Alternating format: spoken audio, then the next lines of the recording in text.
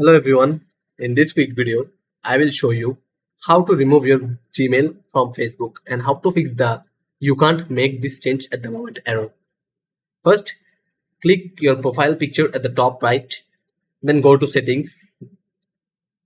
and settings and privacy and click settings.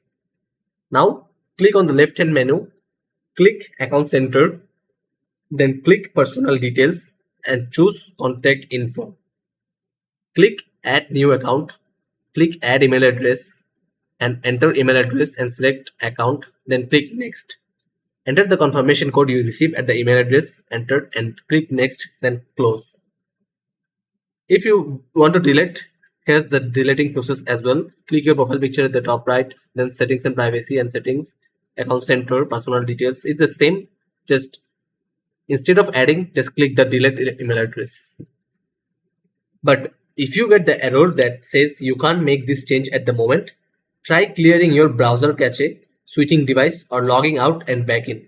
If you try again after some times, it will work. You can also try using a different browsers like Firefox or Edge. Or wait 24 hours and try again. This issue is often temporary on Facebook sites, so it will work if it doesn't work right now.